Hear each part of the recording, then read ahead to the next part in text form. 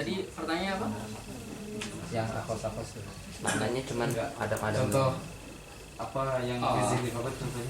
Nah, contoh yang lazim fi dzihni faqat, fi dzihni faqat. Dalam mencari contoh kita itu melihat pengkelompokan. Jadi dalam pengkelompokan kita kemudian melihat keberadaan contoh-contoh yang kita gambarkan. Ketika kita menggambarkan sesuatu ya dulu ala kada, oh ternyata ya ini bagian dari ini.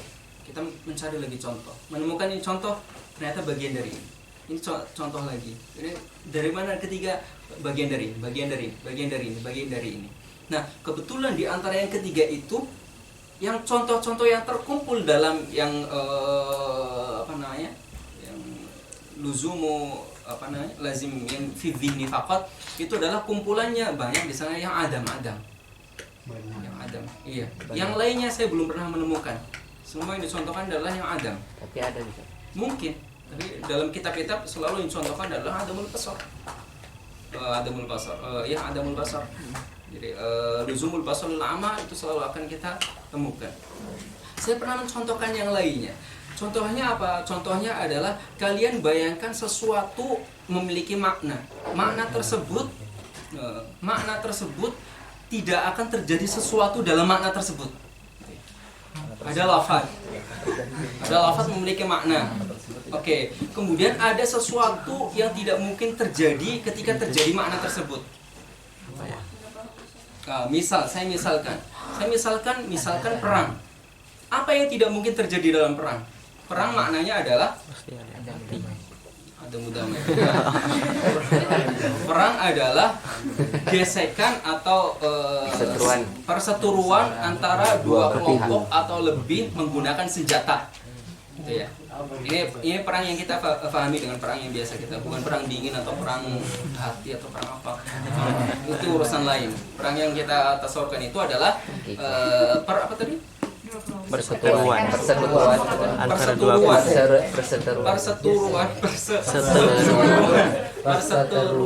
antara dua kelompok atau lebih. Dua kelompok atau lebih atau enggak?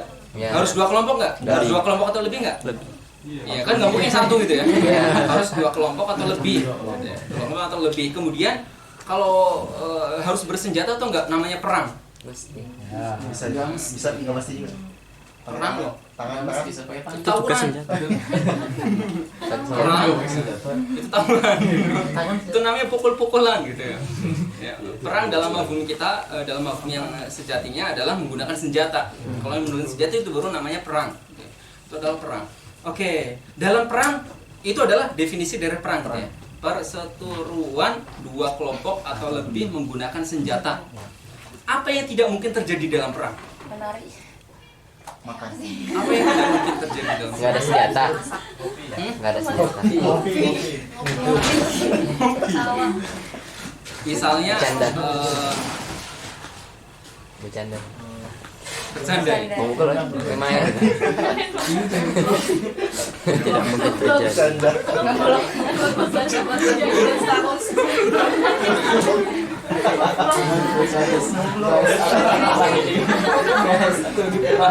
Oke. Yang dikatakan perang itu ketika lagi bertemu atau ketika lagi diem-dieman juga dikatakan perang.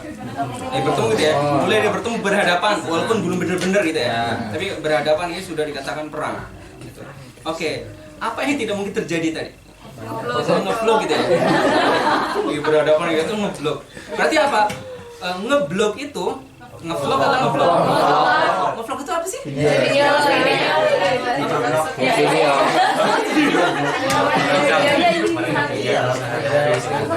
Hai guys, ini lagi perang. Beneran gak?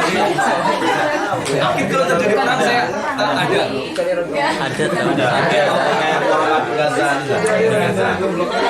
Mati ya. Oke, anggap nggak ada gitu ya. Yang nggak mungkin adalah ngevlog misalnya. Apa? Ngevlog. Berarti hubungan ketika kita mengatakan perang, kemudian kita memahami vlog, ngevlog itu, berarti itu adalah dalalahnya adalah dalalah bil iltizam yang fil kharij faqat. Kenapa? Karena kita memikirkan perang itu maknanya adalah perseteruan kata-kata. Dan akal mengatakan, oh berarti tidak mungkin ada orang ngevlog, ya. Tidak mungkin ada orang ngevlog. Ternyata ternyata ada yang ngevlog gitu ya. difahami dulu bahwa makna perang itu adalah kada, itu tidak mungkin ada apa gitu ya. Yang tidak mungkin secara akal loh. Tidak mungkin secara akal. Ya, yang tidak mungkin secara akal. Di makna perangan.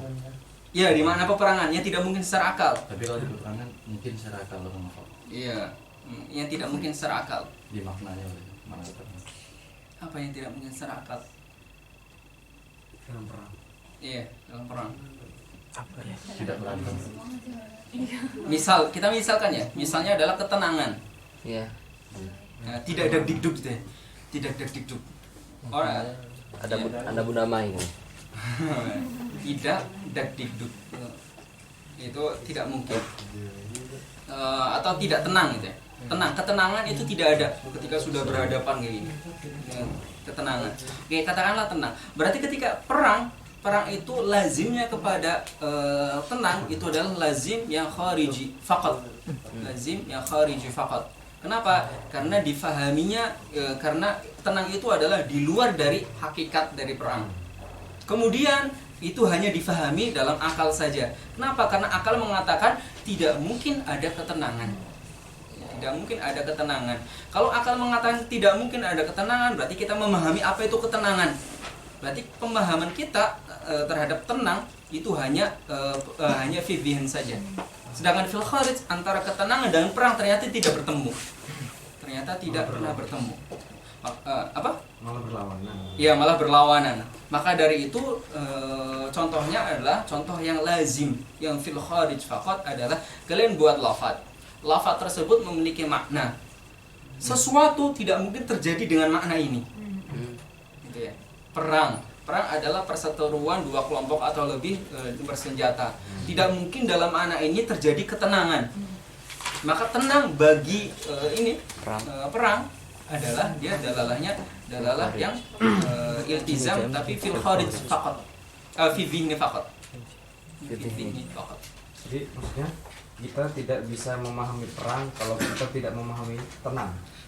Apa? Kita tidak bisa memahami perang. Enggak, bukan seperti itu. Itu dibalik. Kita ketika memahami perang, kita akan memahami tenang.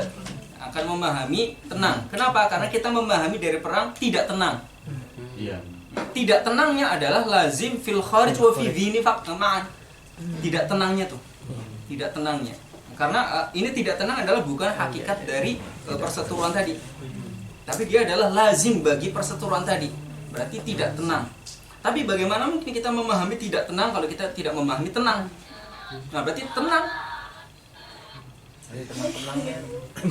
Berarti tenang dengan makna perang tersebut itu ada mu'anadah. Dia tidak bertemu. Fil kharij fi dhihni bertemu, tapi fil kharij tidak bertemu. Perseteruan dengan tenang itu dia bertemu sudah kharij. Itu namanya adalah lazim fi dhihni faqat. Itu saya mencari-cari bagaimana menumbuhkan contoh yang lain. Karena dalam kitab yang selalu saya temukan, dalam kitab yang baru saya baca sih, yang selalu saya temukan adalah seperti itu tadi, luzumu al-amal lil basar, luzumul basar lil amal. Selalu itu. Nanti kalian baca kalau kitab-kitab yang si Muqtadi seperti yang saya baca, nanti akan selalu contohnya itu. Pertanyaan tadi saat yang dilalatul izamiyah al-lazimul bayyin bil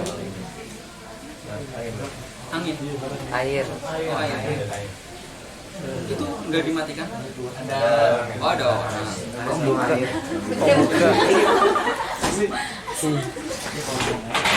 Oke, kemudian pertanyaannya yang lazim bayyin bi ma'na lazim bayyin bil ma'na al-akhas.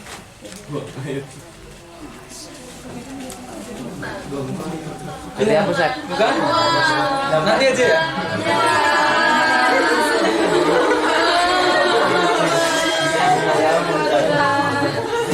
Pala sih, takut enggak apa. Enggak masuk, Ustaz. Iya, iya. Layar aja, layar. Nanti akan kita jelaskan pertemuan berikutnya insyaallah. Tentang lazim bayyin bil ma'na al-a'am, akhas dan ghairul bayyin. Oke, sampai sini ada pertanyaan? Jangan. Belakang layar.